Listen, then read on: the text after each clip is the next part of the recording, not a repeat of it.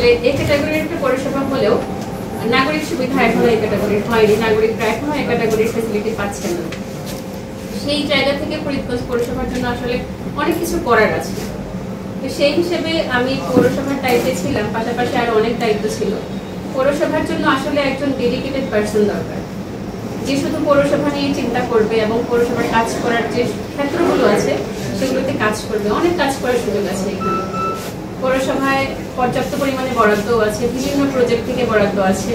সেই বরাদ্দগুলো যদি সঠিকভাবে কাজে লাগানো যায় তবে এই পৌরসভা খুব বেশি সময় লাগবে না পৌরসভাকে উন্নত করতে, এবং এই পৌরসভার যে নাগরিক তারা খুব বেশি সময় লাগবে না এই ক্যাটাগরি ফ্যাসিলিটিস পেতে। তো আমরা যে টিম ছিলাম, বর্তমানে আমার যে টিম ছিল, প্রত্যেকে কাজে অত্যন্ত দক্ষ ছিল, আন্তরিক ছিল। প্রত্যেক ওয়ার্ড কমিটির যে যারা সভাপতি ছিলেন, সদস্য ছিলেন, পৌরসভার সদস্য ছিলেন, আমি তাদের প্রত্যেকের কাজের আন্তরিকতা দেখেছি। পৌরসভার আয় হচ্ছে কিনা সেগুলো নিয়ে চিন্তা করেছেন, তার ওয়ার্ডের কি সুবিধা কি অসুবিধা আছে, কোনটা সমাধান করা যায় সেটা নিয়ে চিন্তা করেছেন।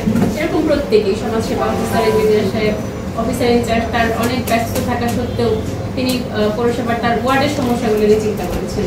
অফিসার ইনচার্জ মহোদয় সম্প্রতি একটা বিষয় আমাকে বলেছেন যে আমাদের পৌরসভার একটা পৌর কবরস্থান থাকা দরকার, বা সেটা আমাদের মেনটেনেন্স দরকার। অনেক সময় আমাদের বেওয়ারিশ লাশ পাওয়া যায়, সেগুলো আমরা কোথায় কবর দিব বা কোথায় রাখার ব্যবস্থা করব, সেই সুযোগটা যেন পৌরসভার থাকে। সেই লক্ষ্যে আমাদের যে পৌর কবরস্থান আছে সেটা আমরা সম্প্রতি সংস্কারের উদ্যোগ নিয়েছি। আশা করি সেটার জন্য একটা বাজেট বরাদ্দ অ্যালোকেট করা হয়েছে। আশা করি খুব দ্রুত যদি তার কাজ হয় তাহলে এই সুবিধাটা মানুষ পাবে, যারা বেওয়ারিশ লাশ পাওয়া যায় তাদেরকে আমরা খুব সহজেই দাফন কাফনের ব্যবস্থা করতে পারবো। এছাড়া অনেকগুলো প্রজেক্ট আসলে চলমান আছে, যেমন বস্তি উন্নয়ন একটা প্রজেক্ট আছে, সেখানে আমি প্রায় 4টা স্লাম এরিয়াতে গিয়েছি এবং প্রত্যেকটা স্লাম এরিয়া কিভাবে ডেভেলপমেন্ট করা যায় সেটা নিয়ে আমরা আলাদা করে বসেছি। ওয়ার্ড কমিটির সদস্যদের সহ বসেছি, কিভাবে তাদের ভালো কিছু করা যায়, তাদের জীবনমানের উন্নতি করা যায়, সেই লক্ষ্যে প্রকল্প গ্রহণ করা হয়েছে। আপনারা খুব দ্রুতই যখন প্রকল্পগুলো বাস্তবায়ন হবে খুব দ্রুতই একটা ভালো ফলাফল দেখতে পাবেন।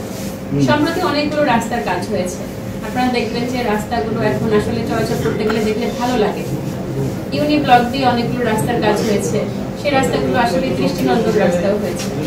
আরো অনেকগুলো রাস্তার প্রকল্প বাস্তবায়ন আছে বা প্রকল্প অনুমোদিত আছে, সেগুলো বরাদ্দ আসলে সেগুলো কাজ হবে। আইইউজিএমই প্রকল্প থেকে 20 কোটি টাকার বরাদ্দ ইতিমধ্যে পেয়েছেন 22 কোটি টাকার বরাদ্দ আমরা পেয়েছি এবং সেগুলোর প্রজেক্টও নেওয়া হয়েছে। আর পরবর্তীতে আরো 20 কোটি টাকার বরাদ্দ আসবে আশা করছি। তো এই 42 কোটি টাকার বরাদ্দ যদি আসে এবং এগুলো প্রত্যেকগুলো সঠিকভাবে বাস্তবায়ন হয় তাহলে আমি আশা করি যে এই পৌরসভার কোনো রাস্তাঘাটই আসলে কাঁচা থাকবে না, চলাচলের অবস্থা নাই এরকম থাকবে না, প্রত্যেক রাস্তা সচল হবে, মানুষ সেই সুবিধাটুকু পাবে।